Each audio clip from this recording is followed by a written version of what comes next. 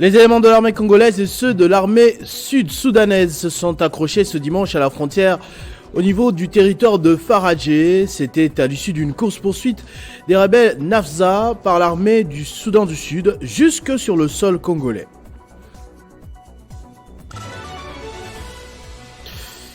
Comme annoncé lors de nos précédentes éditions, la compagnie nationale d'aviation Congo Airways a confirmé la suspension de ses activités faute d'appareils en état de voler, une descente aux enfers liée entre autres à des décisions politiques que nous allons expliquer dans ce journal.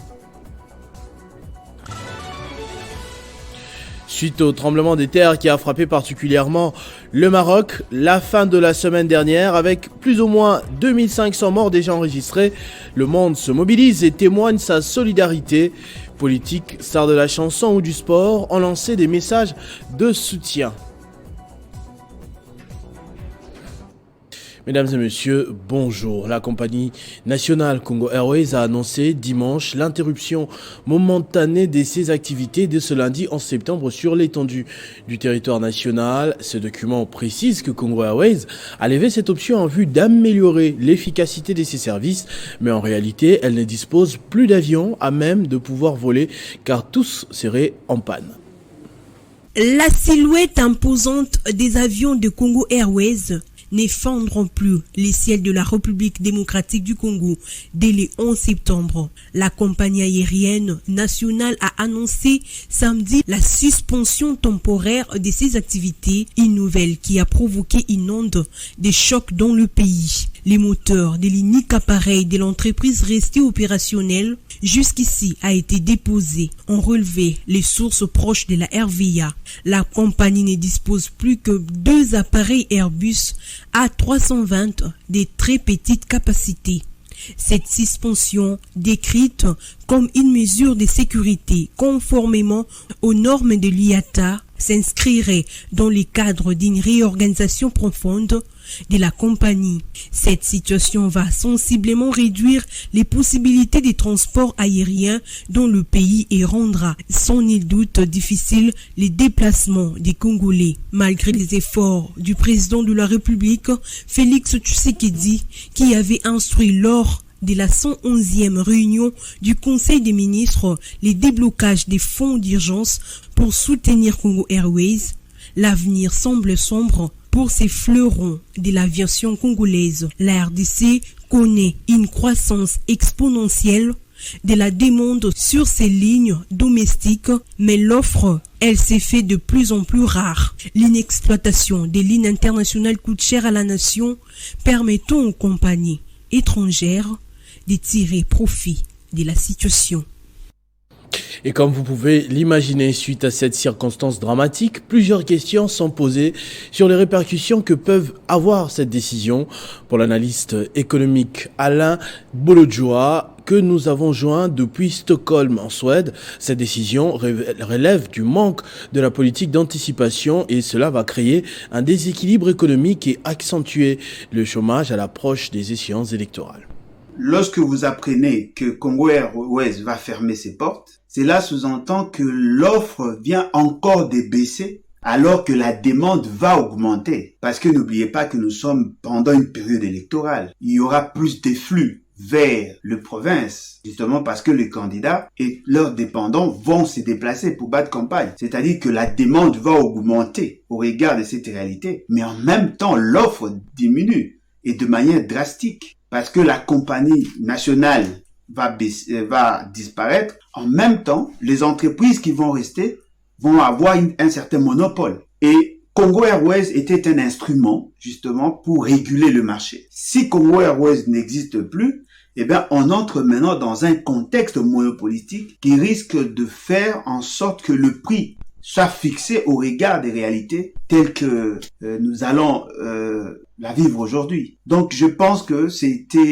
cette absence de politique d'anticipation qui va cette fois-là mettre à nu les lacunes chroniques de notre structure de transport alors que nous avons un système multimodal qui devait en réalité nous servir l'économie. Et fort malheureusement, les gens qui sont à la tête du pays n'ont pas su anticiper, quand bien même que M. Félix Tshisekedi avait promis, n'est-ce pas, qu'il aurait acheté 8 avions. Aujourd'hui, nous voyons que la compagnie nationale n'est pas en mesure de desservir, la population n'est pas en mesure de plonger, et au-delà de ça, elle vient de fermer. En fermant, ça crée le chômage parce que les personnes qui travaillent n'auront plus de revenus. En même temps, ça fait perdre à l'État l'instrument de régulation, sans oublier que les impôts et taxes qui étaient payés ne seront plus perçus. Et donc, vous comprenez que nous entrons là dans une situation d'instabilité, de déséquilibre du marché, et cela aura des répercussions sur le reste de l'économie.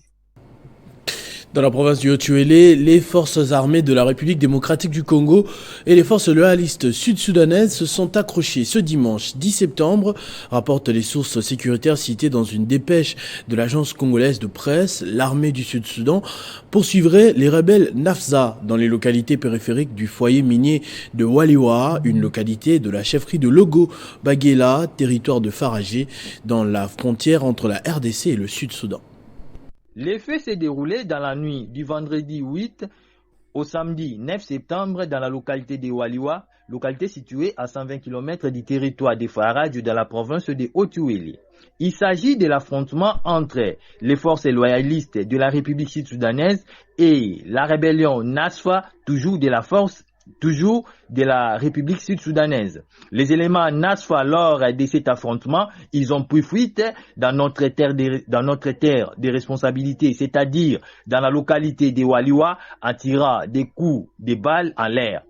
Cela a créé la psychose au sein de la communauté congolaise et chacun voulait se faire protéger. Malheureusement, en se protégeant, un concitoyen congolais a trouvé la mort.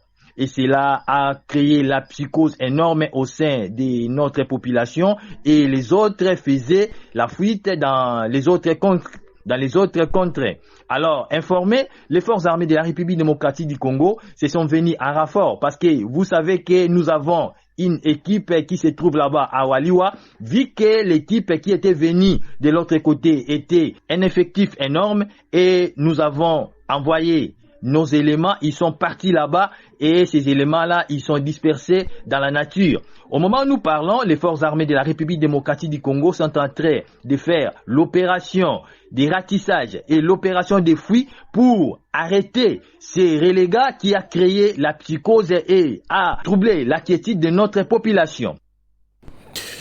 Les forces armées de la République démocratique du Congo qui ont également condamné fermement les attaques et représailles des combattants de la milice Zaïre et Kodeko perpétrées ces derniers jours en territoire de Djougou contre les civils. Dans une communication rendue publique, l'armée invite les habitants à faire confiance aux militaires qui restent engagés jour et nuit pour imposer la paix dans cette partie de la province des Lituri. On écoute son porte-parole.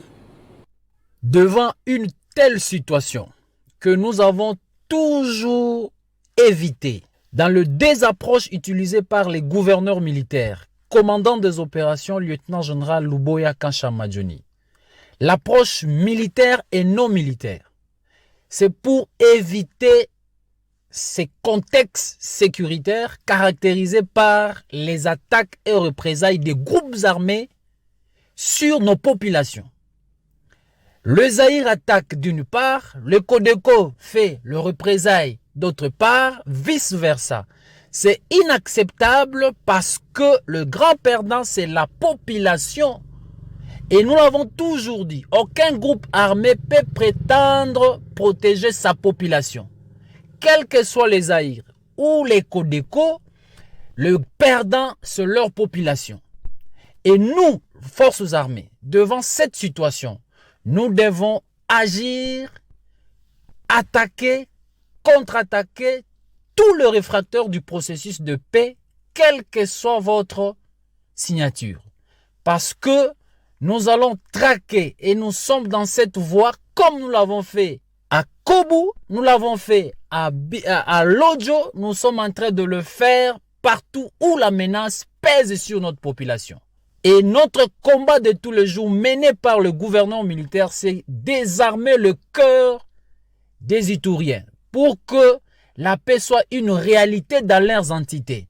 Voilà une situation que nous avons stabilisée là où ils avaient détruit actuellement, après avoir stabilisé cette partie de la République, voilà maintenant le renégat qui n'ont rien à voir avec l'État congolais commence à faire les attaques et représailles sur la population.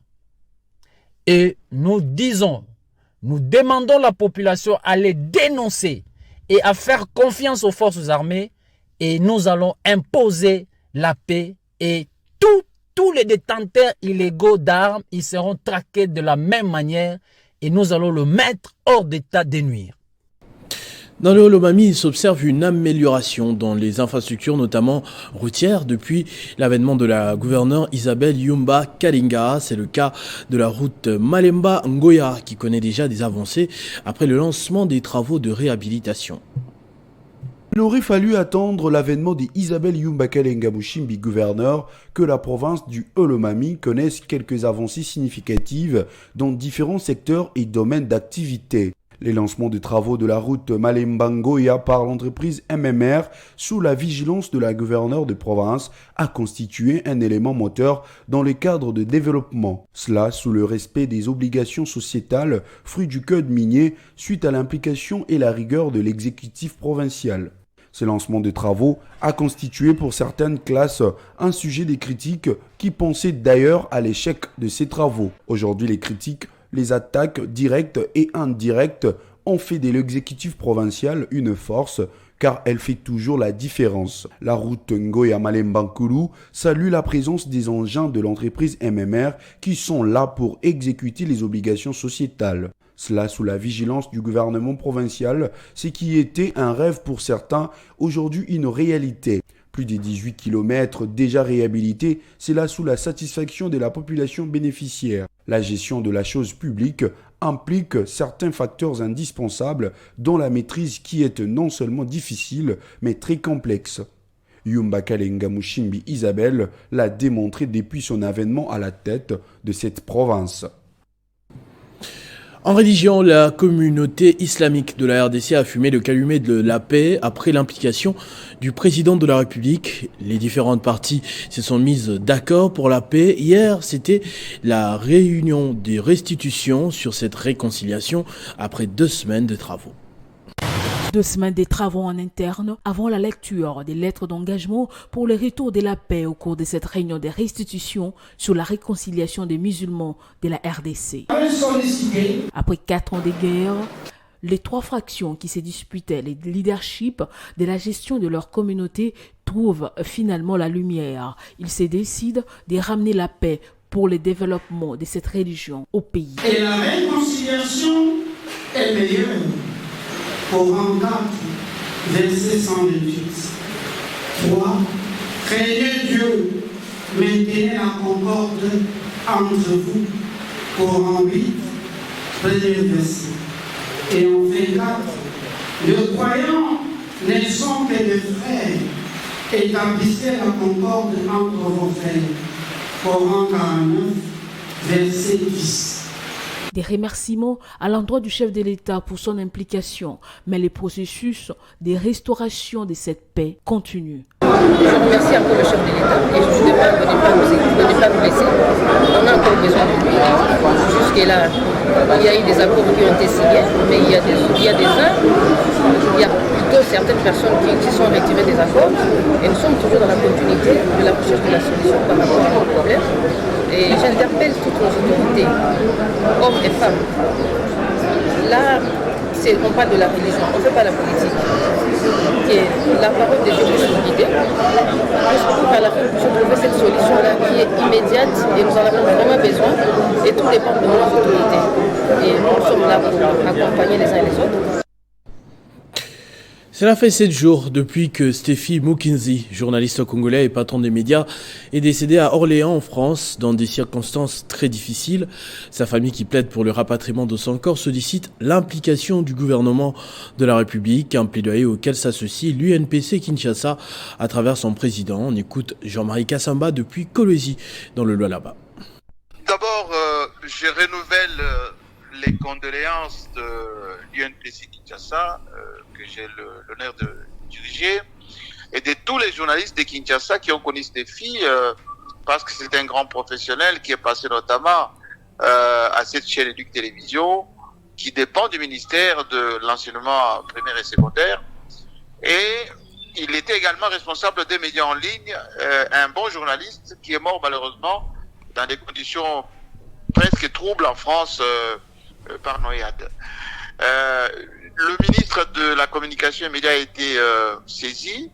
Il avait manifesté sa disponibilité et surtout la possibilité de nous aider, nous de la presse, pour le rapatriement de notre confrère.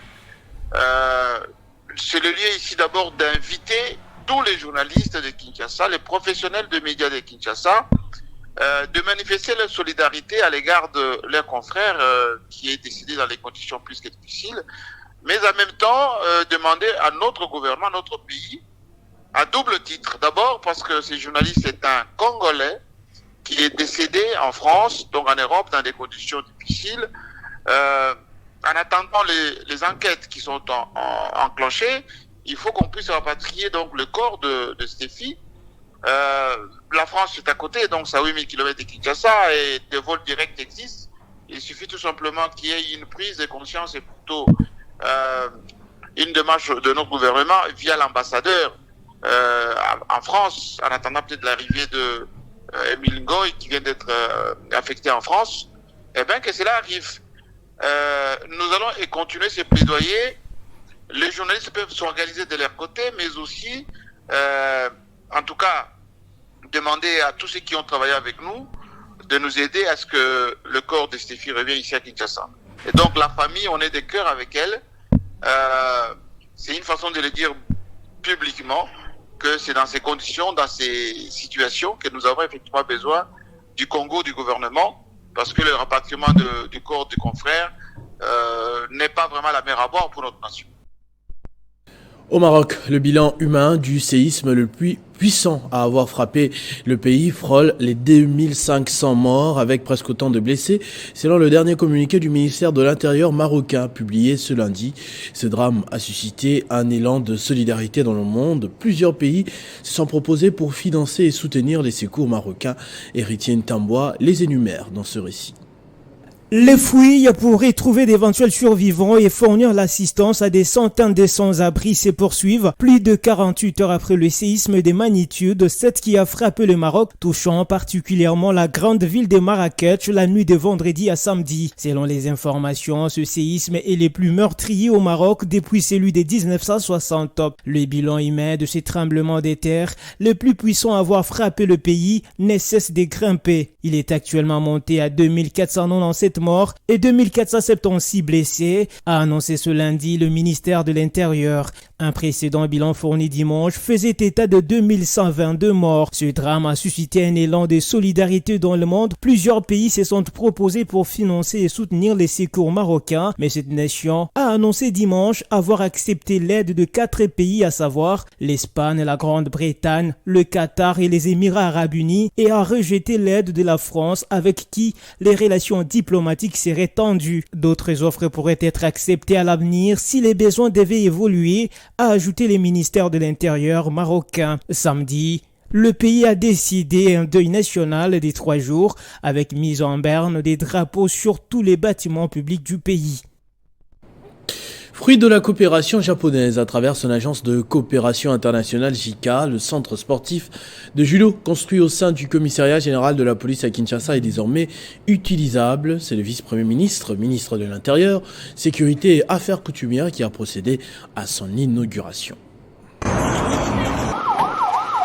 La cérémonie s'est déroulée en présence de l'ambassadeur du Japon en RDC, du ministre congolais des Sports, ainsi que de plusieurs autres personnalités. Dans son mot des circonstances, Peter Kazadi Kankonde a affirmé que l'érection de cet ouvrage témoigne de la politique d'ouverture diplomatique impulsée par le chef de l'État Félix Tshisekedi au lendemain de son arrivée à la tête de la RDC. Au vice-premier ministre en charge de l'Intérieur et Sécurité de saluer également l'accompagnement du Premier ministre Jean-Michel Samaloukonde dans la réalisation de la vision du président de la République. Nous sommes en train de reconstruire notre police, pierre après pierre, avec l'aide bien sûr de nos partenaires, notamment du Japon. Vous avez vu, c'est un standard haut de gamme, de dimension internationale, qui n'a rien à envier à ce que nous voyons ailleurs. C'est ici l'occasion pour moi de remercier le gouvernement japonais à travers son ambassadeur en République démocratique du Congo.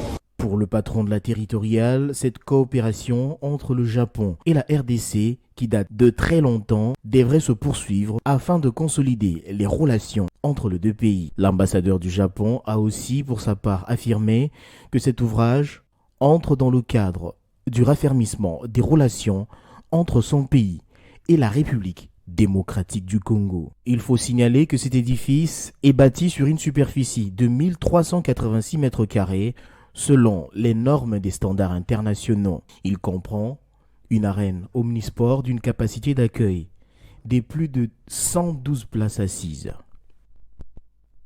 En sport, ça y est, les Léopards ont obtenu leur billet pour la phase finale de la CAN 2023. Le point complet sur cette dernière journée dans ce panorama sportif avec Christian Bokaya qui me rejoint de l'autre côté du plateau. Christian, bonjour et bienvenue. Bonjour à vous Christopher Ochokou, merci beaucoup.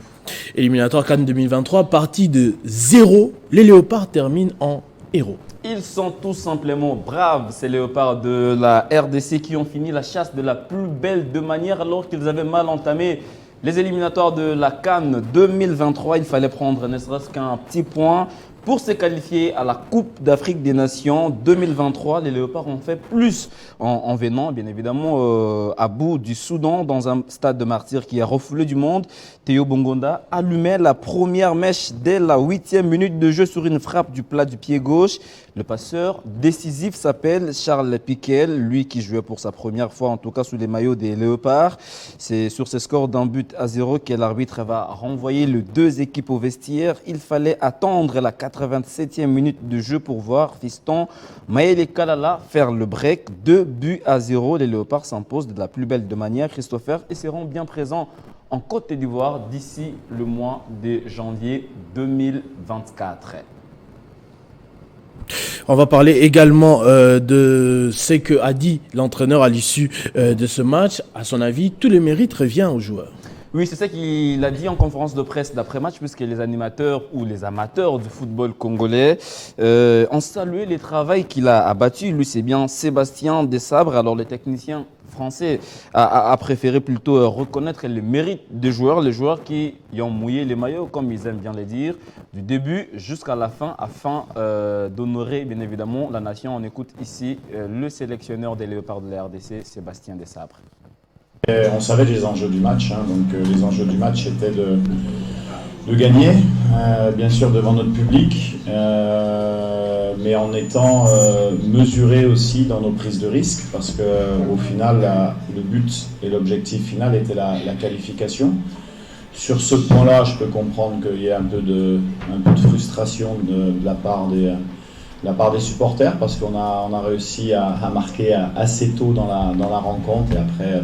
Voilà, on a attendu que cette équipe qui s'était bien regroupée et très bien organisée tactiquement puisse sortir, parce que voilà, donc et tout le mérite revient aux joueurs. Vraiment, ce qu'on leur a proposé, si on n'a pas les joueurs qui s'impliquent à 150% à l'image de notre capitaine, à l'image des cadres de l'équipe, ça ne se réalise pas. Donc moi, ce soir, j'ai envie de tirer un gros coup de chapeau à mes joueurs. Après la qualification, le président de la République, qui était d'ailleurs au stade également, a boosté le moral des Léopards en évoquant notamment une prime présidentielle. Ouais, c'est le mot qui est courant ces derniers temps, tout est présidentiel. Alors, il faut contextualiser, les présidents avaient promis une prime spéciale à toute la délégation ou à toute l'équipe nationale. Je crois que la question, la situation a été réglée hier. On écoute ici le président de la République, Félix Antoine Tshisekedi Tshilombo. Il était bien dans le vestiaire des joueurs juste après cette belle victoire, j'allais dire, face au Soudan.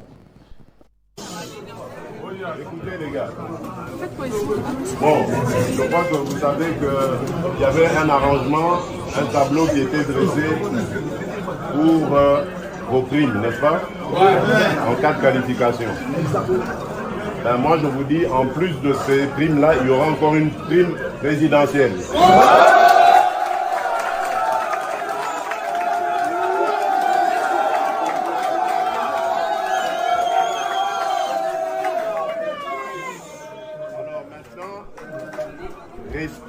concentrés pour la suite. Il y a la Coupe d'Afrique. On doit faire honneur à la République. Vous avez une très très belle équipe. Elle est très séduisante dans le jeu. Il n'y a pas d'hésitation, c'est fluide, tout roule et ça doit continuer comme ça. On a le meilleur coach d'Afrique, si pas du monde. Donc tous les ingrédients sont réunis pour gagner cette Coupe d'Afrique et se qualifier pour la prochaine Coupe du Monde. Je compte sur vous. Je sais qu'on peut y aller. Nous sommes la République démocratique du Congo. Les Léopards qui ont ensuite dîné d'ailleurs avec le président de la République hier aux alentours de 20h30, si j'ai bien compris. Mais ils avaient aussi reçu leur prime selon nos sources. Et ils sont partis en Afrique du Sud ce matin, j'ai vu que vous n'avez pas aligné cela. Depuis ce matin, ils se sont envolés pour l'Afrique du Sud où ils vont affronter bien évidemment les Bafana en amical. Sur le 28, Léopards, seuls 24 ont pu en tout cas s'envoler pour le pays de l'arc-en-ciel puisque 4 joueurs, dont Théo Bongoda, ont rejoint leur club. Ok. CAN 2023, quant à la situation des autres pays, on connaît déjà 23 pays qualifiés.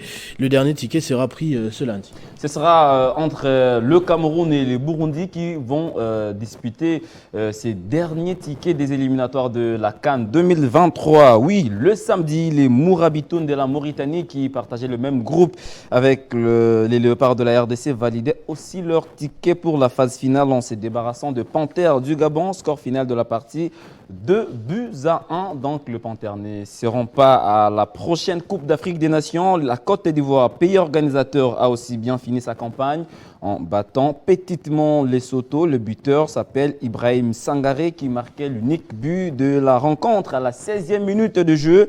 Déjà qualifié pour la CAN 2023, les Lions de la Teranga n'ont pas voulu lâcher en toute fin du parcours. Avec une équipe B, le Sénégal a accroché les Amavubi du Rwanda le même samedi. Score final du match, 1 but partout. Les Scorpions de la Gambie ont créé la sensation hier en obtenant leur ticket au bout du bout. C'était bien sûr face au Congo, au Brazzaville. Mené d'abord 2-0 jusqu'au dernier quart d'heure. La Gambie a réduit l'écart à la 76e minute avant d'arracher sa qualification en toute fin de partie. Voici alors sur ces tableaux les différentes nations déjà qualifiées pour la prochaine Coupe d'Afrique des Nations. Vous avez la Côte d'Ivoire, le Maroc, l'Algérie, le Sénégal, l'Afrique du Sud, le Burkina Faso, la Tunisie, l'Égypte, la Zambie, la Guinée équatoriale, le Nigeria, le Cap-Vert, la Guinée-Bissau, le Mali. Et sur l'autre tableau, on va bel et bien voir la suite, bien évidemment, des pays qui se sont qualifiés, je le disais tantôt, pour la phase finale de la CAN qui se jouera au mois de janvier et février en Côte d'Ivoire. Assez parlé CAN. À présent, Nina Foot, Mazembe tout-puissant, V-Club rate son décollage, Christian. Oui, l'association sportive Victoria Club a raté son décollage hier au stade Tata Raphaël en courbant, bien évidemment, les Chines face à l'As Dauphin Noir des Goma. Le punisseur des V-Club se nomme Mardoché Kalengalenga, lui qui marquait l'unique but du match à la 22e minute. À Lubumbashi, le tout-puissant Mazembe a montré en tout cas sa puissance face à Lubumbashi Sport. Les Corbeaux ont atomisé les Kamikazes. 3-0. Le succès de Mazembe porte les signatures de Magloire Ntamboa et Joël Béa qui signait au passage un doublé. À la même heure, les Cheminots s'est baladé face à l'US Panda B52. Nous sommes là bien sûr à Likasi. Lupopo a atomisé Panda 0-3 grâce notamment à Orso Mwaku et Kazema. Et sans oublier Bola Lobota. À Kolwezi, pour finir, Christopher Simba et Bazano s'est neutralisé alors que le match qui devait opposer Maniema Union à Randier ne s'est pas joué puisque les académiciens n'ont pas effectué les déplacements des Kindu. En Ligue 2, les clubs qui ont fini en première position réclament leur montée dans l'élite.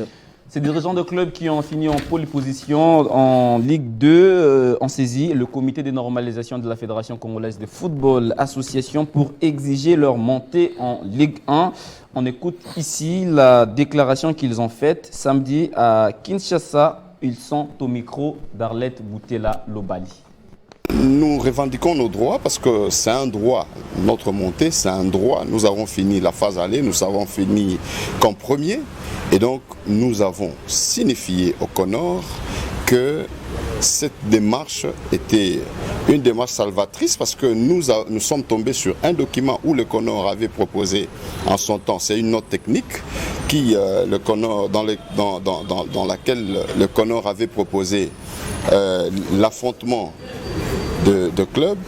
Et donc nous sommes arrivés au point où nous nous disons que le CONOR avait une proposition et cette proposition nous l'avons lue et donc par conséquent nous ce qu'il y a aujourd'hui c'est expliquer au CONOR et à la face du monde dans notre mémo que notre besoin c'est juste la montée parce que c'est notre droit et nous avons argumenté avec les textes et qui dit d'ailleurs que quand vous finissez la phase aller vous avez une saison valide et donc nous notre saison est valide si au niveau de la Ligue 1 c'est pas arrivé jusqu'au bout c'est pas pour autant dire qu'on doit préjudicier ceux qui sont là d'ailleurs il y a quelques. Merci beaucoup Christian Bokaya pour ce tour d'horizon. C'est moi qui vous remercie Christopher Ochokoum. Ce journal est terminé, mesdames et messieurs. Je vous en rappelle tout de suite les principaux titres. Les éléments de l'armée congolaise et ceux de l'armée sud-soudanaise se sont accrochés ce dimanche à la frontière à la hauteur du territoire de Faradje. C'était à l'issue d'une course-poursuite des rebelles Nafsa par l'armée du Sud-Soudan jusque sur le sol congolais. Comme annoncé lors de nos précédentes éditions, la compagnie nationale d'aviation Congo Airways a confirmé la suspension de ses activités faute d'appareils en état de voler, une descente aux enfers liée entre autres à des décisions politiques. Suite au tremblement de terre qui a frappé particulièrement le Maroc la fin de la semaine dernière avec plus ou moins 2500 morts déjà enregistrés, le monde se mobilise et témoigne sa solidarité. Politiques, stars de la chanson ou du sport ont lancé des messages de soutien au royaume. Et ne quittez pas la revue de presse de Benjamin Moudiata, c'est dans quelques secondes.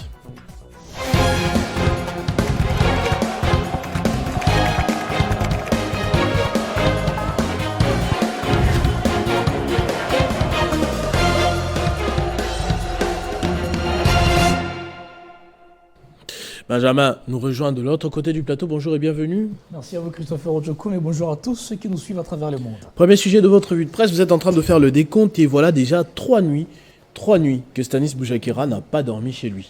Eh bien Christopher, l'arrestation du journaliste congolais Stanis Boujakera a fait le tour de médias parus ce lundi en septembre 2023 à Kinshasa, la capitale. Ouvrons avec actualité.cd qui titre à la une RDC Stanis Boujakera passe une 3e nuit en détention. Ce média rapporte que le directeur de publication adjoint d'actualité.cd a passé une 3e nuit en détention à l'Ipékin après avoir été entendu sur PV pour la 2e fois hier dimanche. On doit ici signaler, Christopher, que la remise en cause de la liberté de la presse à Kinshasa a aussi fait les points dans les articles que nous avons vus sur le quotidien paru aujourd'hui à Kinshasa. Le quotidien Econews, par exemple, qui titre à ce sujet « L'arrestation du journaliste Stanis Boujakera fait bondir les chancelleries occidentales ». Ce dernier souligne dans le corps de son article que les chancelleries occidentales présentes à Kinshasa, les plus vues en tout cas, ont pris le relais de l'indignation générale qui a suivi l'arrestation du journaliste Stanis Boujakera. À l'unanimité, toutes exigent, Christopher, la libération et expriment de vives inquiétudes sur la dégradation de la liberté de la presse en RDC. Le journal Congo Nouveau va joindre, n'est-ce pas, sa langue au précédent en enrichissant pour dire qu'accusé de propagation de faux bruits et de fausses informations, selon la police, Lucie Tamlen, l'ambassadeur des USA en RDC, a aussi rappelé que les journalistes devraient pouvoir faire son travail sans crainte de poursuite judiciaire. Christopher. Le deuxième sujet, c'est 2 semaines après le massacre de Goma. Les tabloïds se questionnent sur la responsabilité de la garde républicaine. Exactement, Christopher, les quotidiens Paris ce lundi ont aussi tourné autour de ces faits, de ces massacres à Goma qui a fait plus de 50 morts. Bien que d'un côté, la justice est à pied d'œuvre, de l'autre côté, les médias se questionnent. Tuerie de plus de 50 civils à Goma, les témoins chargent la garde républicaine. C'est les titres à la une du média en ligne. Actualité.cd encore une fois. Abordons la poursuite du procès de ces 6 militaires de la garde républicaine du samedi dernier à la cour militaire du Nord Kivu. Ce média indique que 2 témoins qui ont comparu, les colonels Yves Roubenga ainsi que le commissaire supérieur principal François Capende devant la barre, rapporte ce média. Ils ont reconnu que c'était la garde républicaine qui était en pleine opération à l'église Ouazaledo. De son côté, Econews sur le sujet titre « Répression sanglante à Goma ». Qui contrôle vraiment les forces armées de la RDC? Ce média se questionne Christopher, dont les corps de son article, je cite, « Qui a donné l'ordre à la garde républicaine, censée essentiellement protéger les chefs de l'État, de venir faire du maintien de l'ordre à Goma ?» Le même titre revient et repris à Afrique Arabia, qui de son côté exprime l'inquiétude, disant que les regards se tournent maintenant vers Ephraim Kabi, le patron de la garde républicaine, car pour l'instant, seuls les commandants de la garde républicaine de Goma, le colonel Mike Kalamba, qui est sur les bancs des accusés. Voilà ce qui met fin à notre tour des journaux parus ce lundi à Kinshasa, Christopher. Merci beaucoup, Benjamin Moudiata, pour ce tour d'horizon. C'est moi qui vous en remercie. À tous et à toutes également, merci de votre attention soutenue. Restez fidèles au programme de votre chaîne Télé 50. Vivez heureux, vivez 100 ans, mesdames et messieurs.